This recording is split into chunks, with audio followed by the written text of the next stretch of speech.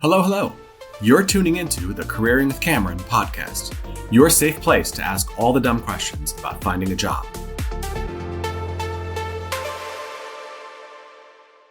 Hey everybody, it's Kevin Cameron with Careering with Cameron, and today I am joined by Jess Rogers of Tama Learning. And so Jess is going to join us and talk about things that we don't necessarily worry about in the interview process because we're terrified. So Jess is going to talk about the component of presence, but also role playing and how that can come into play in terms of preparing for the interview. Really how to get you more comfortable in those conversations and have better conversations.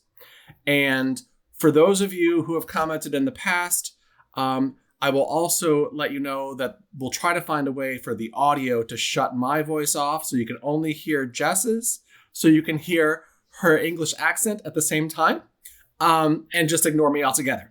So commentary is noted. I understand it. I get it. Jess, welcome to the show.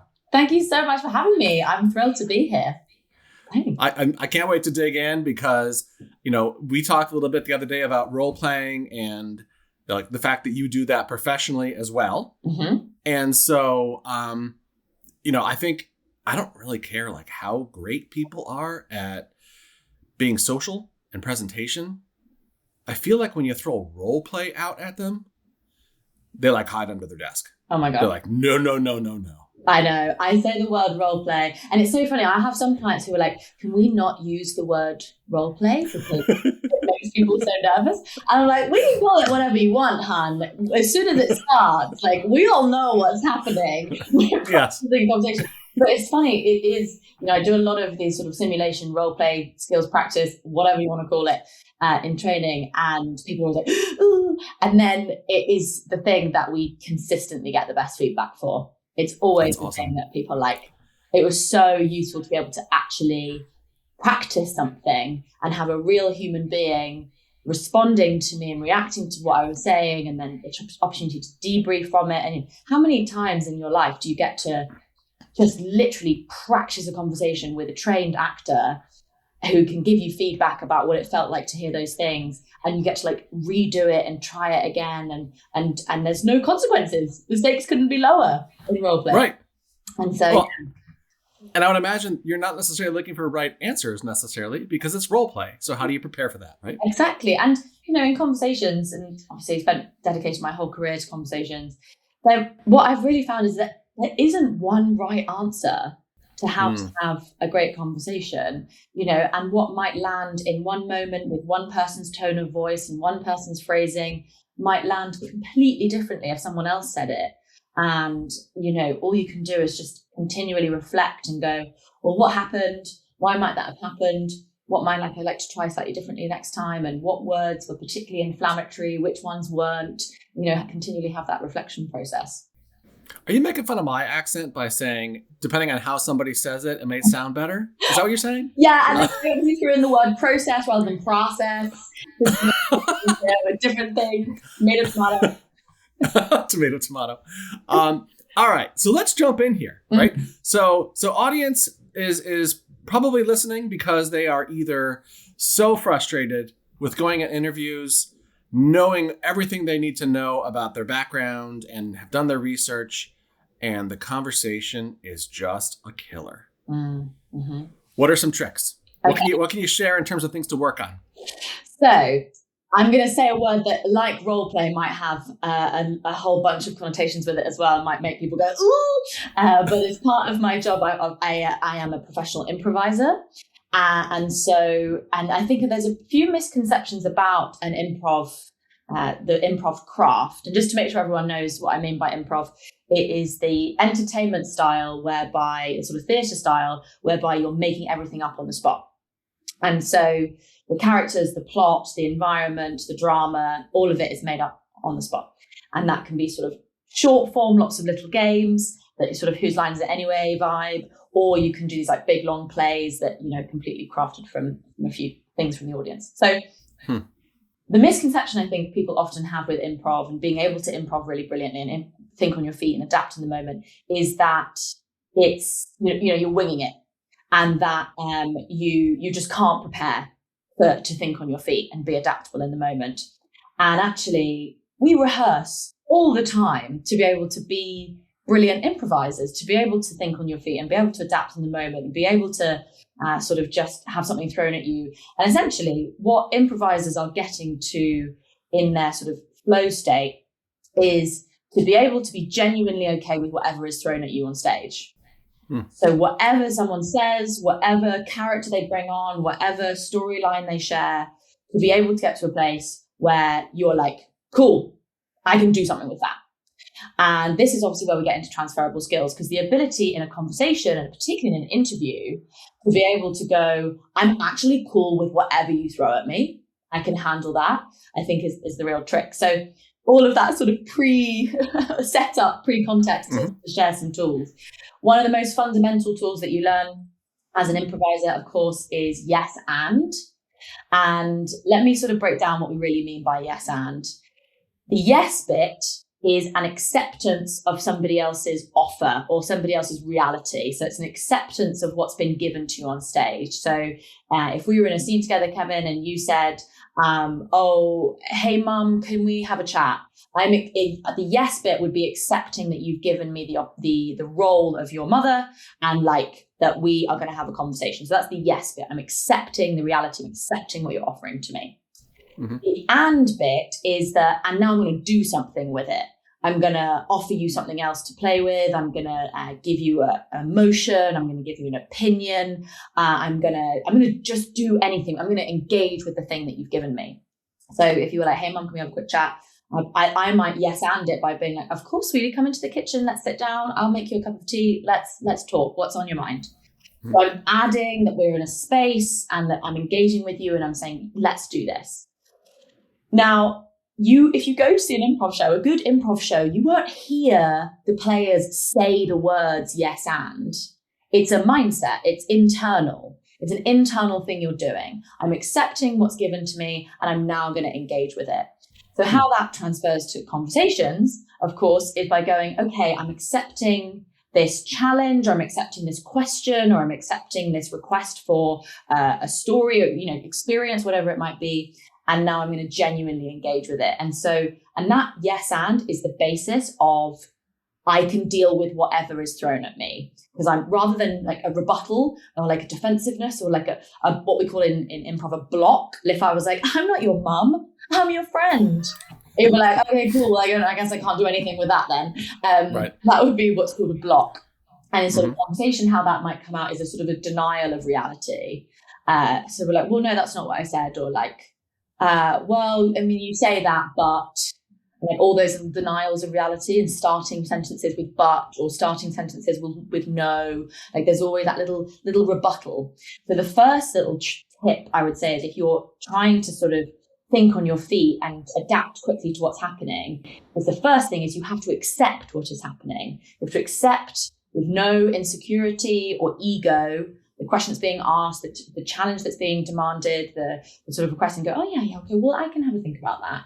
And then the engagement piece with it might be like, if you'll need to buy yourself time, you might ask your question back and be like, okay, so what I've heard is this, and this is what I've understood. Or you might offer an opinion, even if you're like, I don't know off the top of my head what I might say to that. So, and being honest and saying, well, yeah, I haven't done that specific bit of experience, but here's what I have done in the sort of similar vein, that engagement with it. And like, I don't have to have the perfect answer. I don't have to have the right answer. I just have to have an answer that moves the conversation forward and gets us more, talking and sharing more and you learning more about me as an interviewee. That's such a great point, because I think that in the interview, we get stressed, nervous, uncomfortable, right? And maybe we don't admit it to ourselves, but I think what comes up into our heads is, why the hell are they asking me this? Mm-hmm. And we answer that way.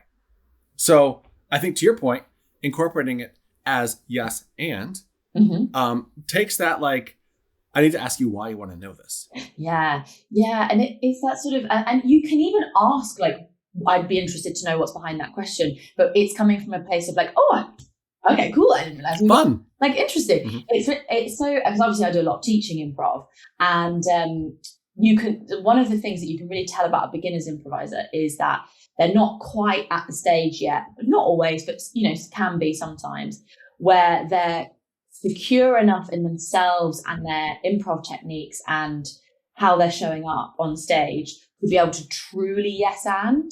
They do a bit of like, I'm going to sort of take what you say, but I'm like a little bit insecure, so I'm going to kind of do a little bit of a swerve, so I'm not going to completely block you, but I'm going to kind of want to do my own thing. And in interview, with that heightened state, when we're in that sort of nervousness, or when you're just first joining a job, this yes and is so critical when you're first joining a job. Yes. So much nicer to speak to somebody who, again, you don't have to say the words yes and. You won't hear an improviser say the words yes and, but it's all internal. It's a mindset thing to go accept and engage, accept and engage. And even if that engagement is like, oh, I actually really disagree with you, and here's why, and like, let's get into it. But it's a disagreement, not a denial of reality, and a disengagement, which is obviously a slightly different thing. So yeah, it's that kind of like almost a sort of getting to a place where you're secure enough with yourself to be able to truly accept somebody's question or reality, or to be like, oh my God, not be thrown by something you weren't expecting. Like, that's that not thrown bit is the yes. I'm like, oh, okay, cool, great. We're asking this question.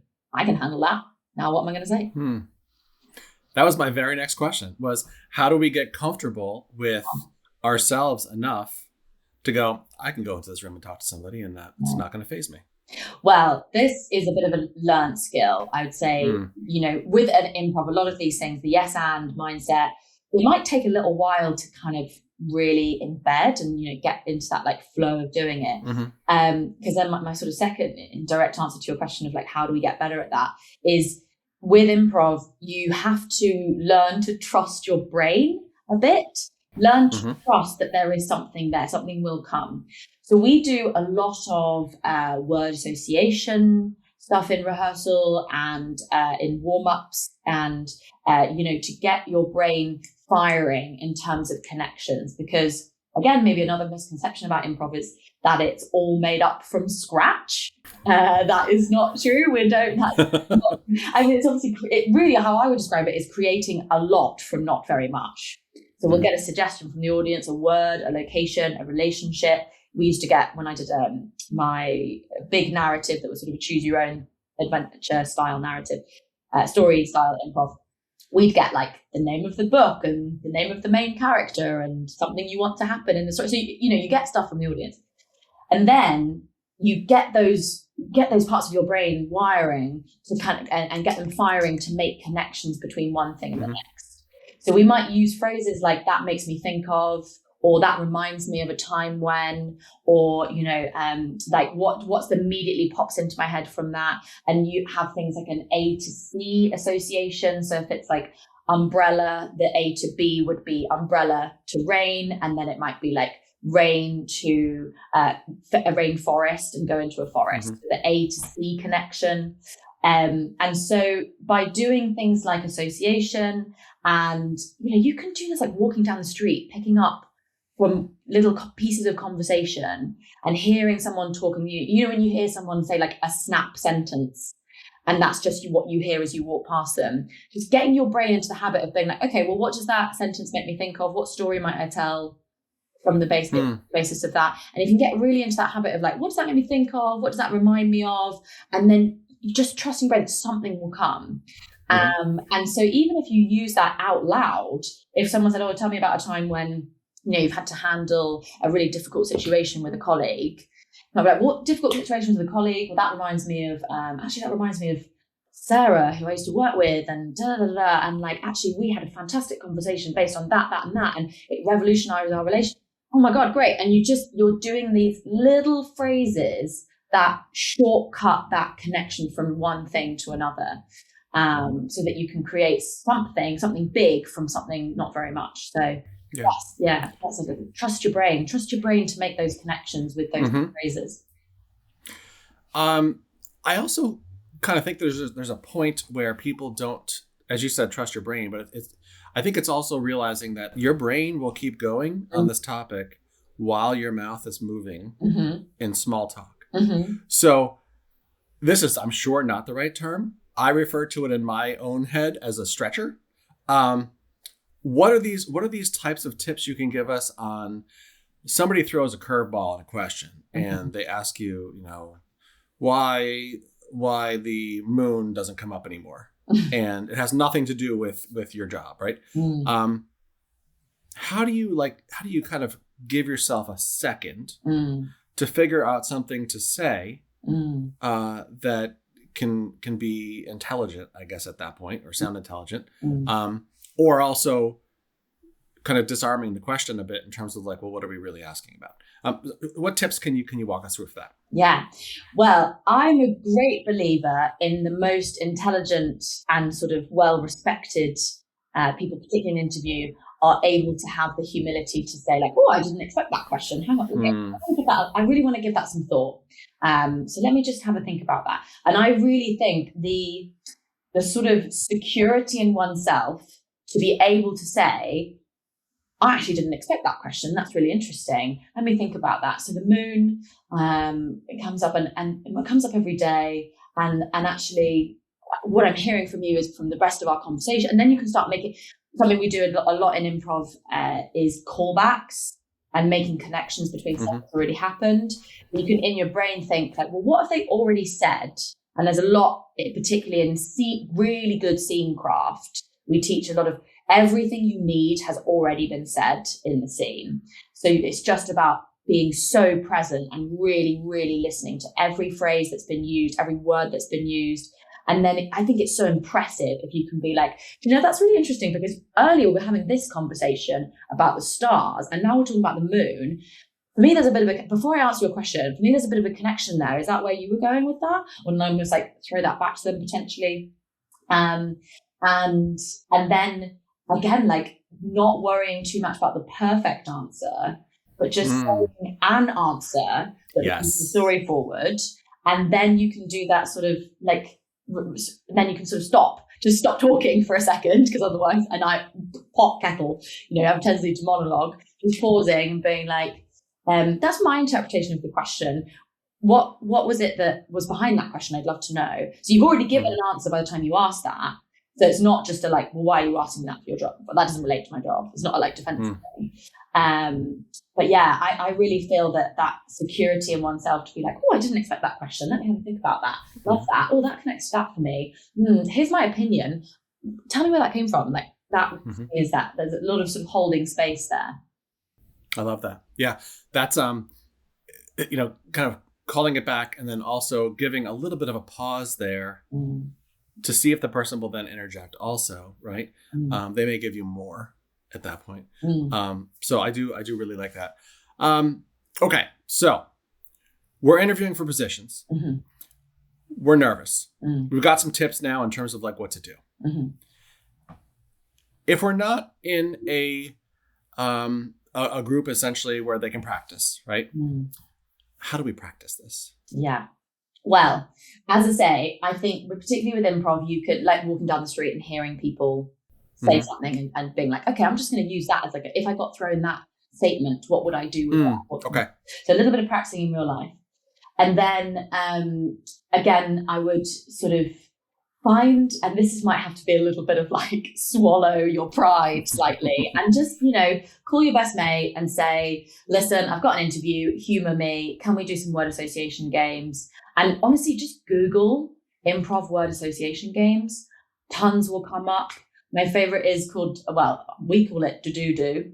I don't know if that's what it is, but it's a really quick fire one where you have to do like word, do, and you have to like chant it. And so it'd be like one person says one word, then you have to quite quickly say another word that's associated. Then you have another word that's associated with that, and then another word and it's like a very quick fire just to get your brain going. So, if you've got an interview coming up, just like call a mate, swallow your pride, say, I know this sounds a bit stupid, but would you just do this? This is going to warm up my brain for the interview, and do that sort of word association with that.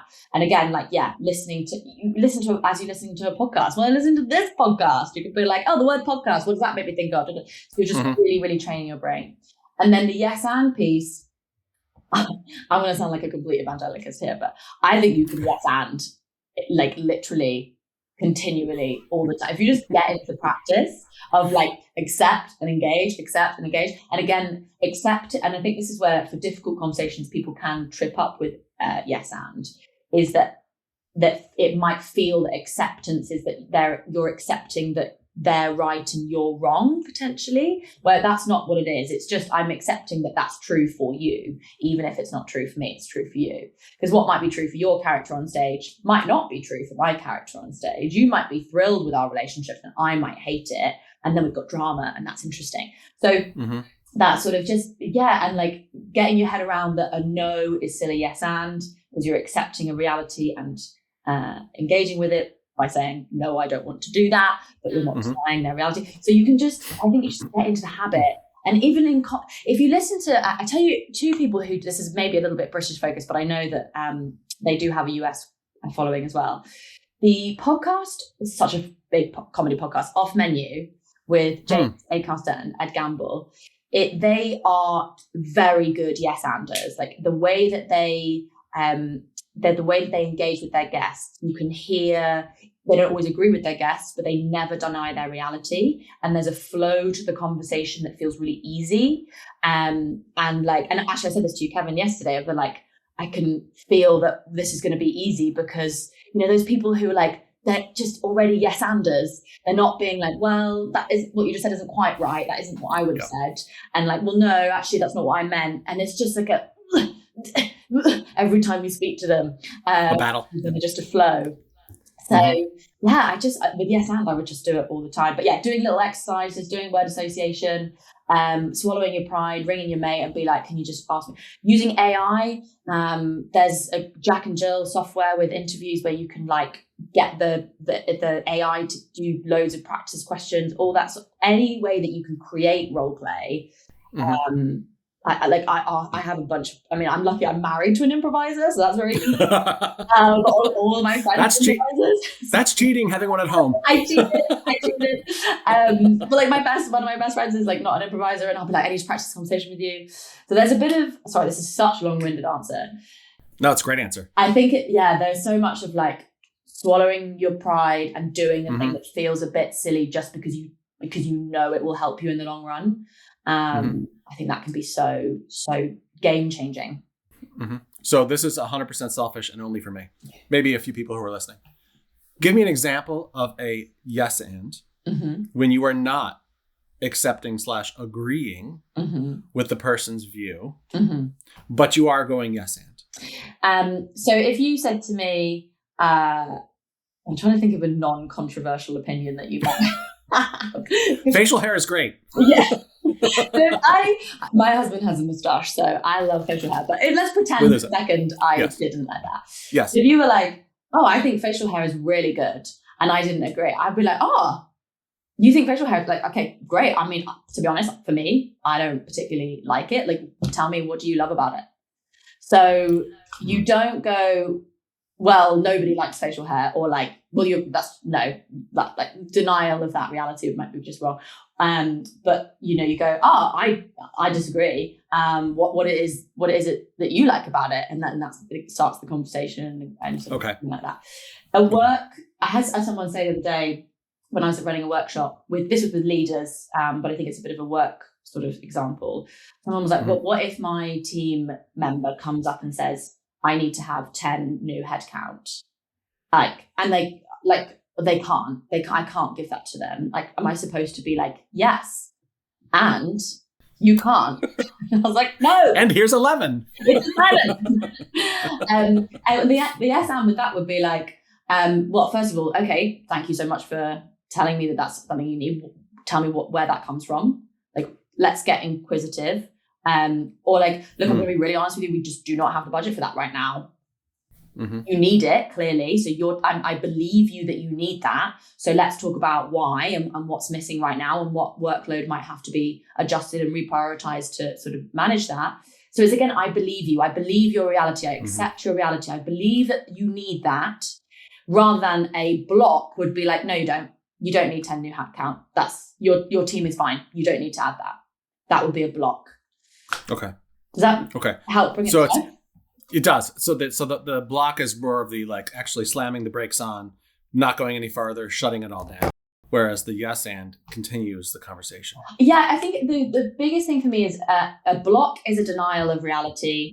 A yes and is a acceptance of reality, even if it's, because you could quite quickly be like, look, I'm telling you right off the bat, we do not have the budget for that. Let's figure out what we can do instead. But I'm telling you right now, no, we can't. We don't have the budget. A block would be, you don't need it. You've said you do, but I'm telling you, you don't. And that would be a block. Does that? Okay. That helps a lot. Yeah, that's. I think that's easier for me to retain also. Good. Okay. All right. So I just also want to take a second to apologize to anybody I've ever coached who I recommended that they should talk to their dog. So that was a beginner step. We now have new steps from Jess, where we will talk to humans. We're going to talk to humans. We're going to role play. We're going to talk to the computer. I talk to my dog all the time. So, but I think it's I think it's always like refining the elevator. Talk to your dog. They're never bored. Totally. They're like you're talking to me. Yeah. Great. Let's talk some more. Oh my God. Yeah. What else? I will cut off to say, like, if you need to just rehearse something through, I mean, you can talk to a wall. Like sometimes you just need to say it a few times. I remember I had to give some really tricky, complex feedback to somebody, and I just put my headphones in to make it look like I was on a call and walked around the dog park for, honest to God, an hour, just refining this little section of feedback, this little thing, because it was really complicated and I really needed it to be right. And like, particularly where I live, in London, if you've got headphones on, people are going to think you're on the phone, and no one cares. No one cares about anyone else that much on the street. Like, I'll walk down the street doing my vocal warm-ups ready for training because I care more about this training session that I'm about to have than I do about the strangers I'm passing on the street. I care as a human being about those people, but I don't care if they think I'm a little bit kooky because I'm going on the street. I want this training session to go well, or this interview to go well. I want this presentation to go well. I care way more about that than I do about Peter Piper picks a peck of pickled peppers walking down the street. Whoa, that's a lot. All right, I'm not gonna be role playing that. I'll pass on that. You know what? That's the end of the show right there. So I think it's also a good idea to now point out to the audience that your benefit coverage may vary by the country you live in. So the UK may have better coverage for like mental health and things like that, which would make it easier for you to talk to yourself while you're in the street or to a wall. That's a disclaimer so that nobody's coming back at us and trying to litigate. Yeah. So to keep that in mind, please check out your coverage first. But very good points. Certainly the headset on, who knows if somebody's actually talking to somebody or not when they're near you or in the car or whatever it may be. Certainly walking the dog with the headphones on and talking to yourself. Who is going to really argue that your dog is not talking back? So, there you go. No one's going to stop you and be like, excuse me. Your dog can't talk back. Yeah. Yes, they can. Yes, and? No, they can. Yes, and they can.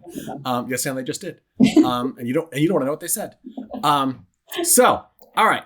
So in terms of working on this going forward, I'm going to ask the obvious question, which is, folks, the role play and being ready for these conversations really is very similar to networking and having a resume ready.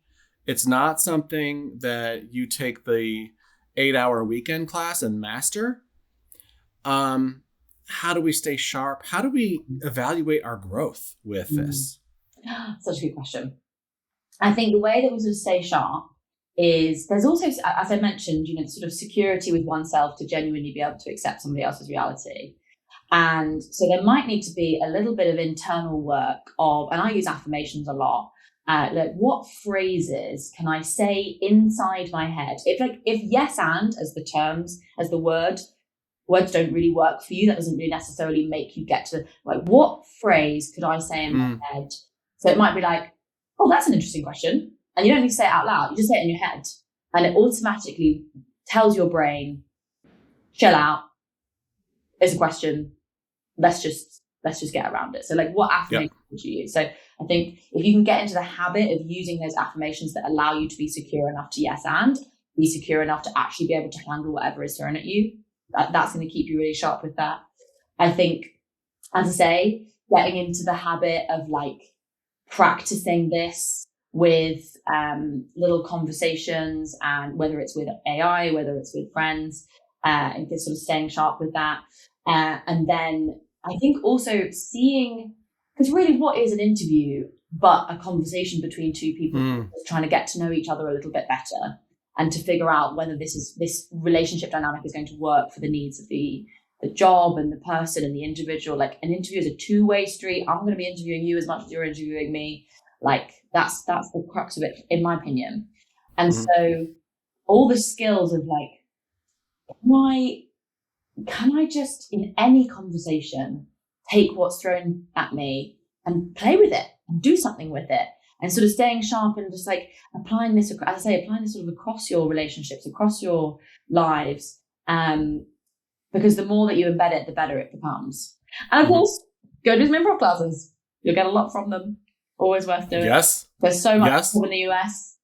Like, is there? Yeah. Oh my gosh. Like LA, Chicago, New York, obviously the big three for improv. They'll have like local theatres and things like that. And like, yeah. And if you're in London, come see Blanche. That's where I teach. If they just want to come and listen to Jess talk some more and see Jess at that point too, just go listen. I promise.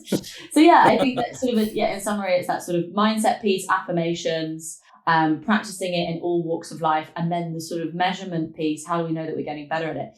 I think it's that sort of, I'm not so worried about someone saying something that I don't expect. And I do want to make sure it's very clear. This doesn't replace prep. This is prep. It's just a different sort of prep. You're preparing to be flexible, to be able to adapt. It is preparation. Absolutely, is preparation. It is rehearsal. It is all of those things, and it sits alongside the preparation of the resume and your own the job profile and the questions they might ask you. This absolutely sits in tandem with those two things. And yeah, just getting to a place. I love interviews, honestly. Like, I find them so fun. So if you can get a little bit, and you might not get to there because I'm obviously a narcissist who loves talking about herself. We've got there. But even if you're like, I'm just a little bit less stressed going into this, I can handle what is thrown at me.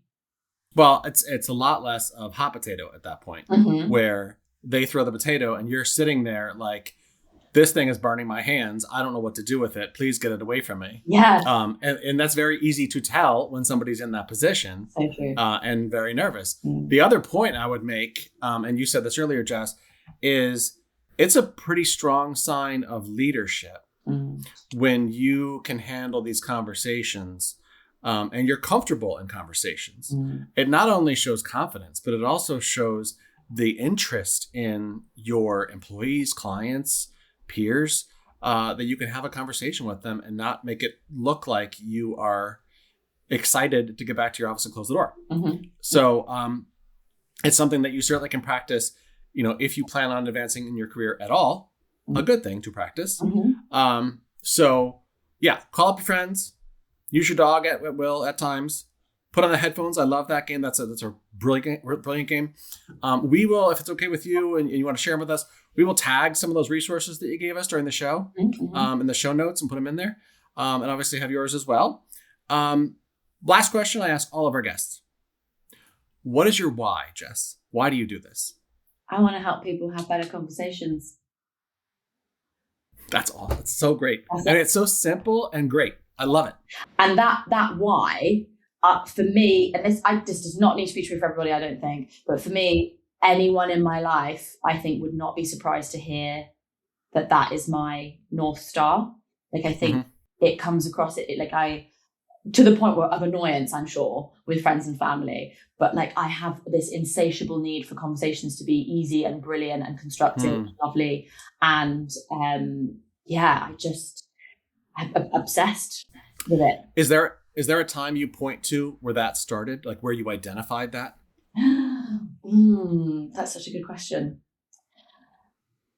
I got some advice when I was young, when my mum and I were having quite a tricky part of our relationship, as often teenage girls do have with their mothers. And I recognise the privilege of being able to have even that closeness with my mum, that we could have a relationship that was difficult. That aside, remember speaking to somebody who's much older than me, and I was like, I really am at my wit's end. I don't know what to do. We fight all the time. And he suggested the next time she comes in and she's yelling at you, and she don't, I mean, I'm being extreme, like, but you know, when we fight, give her a hug and then walk away. And I remember when she came in, my mum was so stressed. She was going through such a like difficult, there's so many things going on. She just keeping the household running was just a really tough job. And I gave her a hug.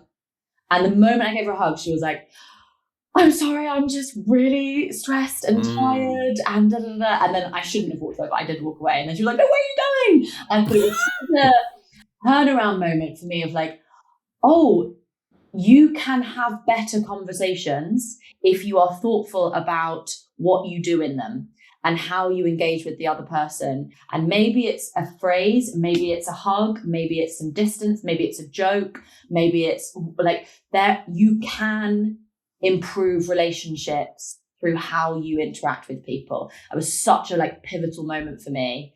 I now am very lucky that my mum and I have a fantastic relationship, and I feel so we've had our ups and downs, but we've had really like, I feel really privileged that that's the case now. And I do think that moment was like a real like, oh my God, this can get better. And I just love it. I love that.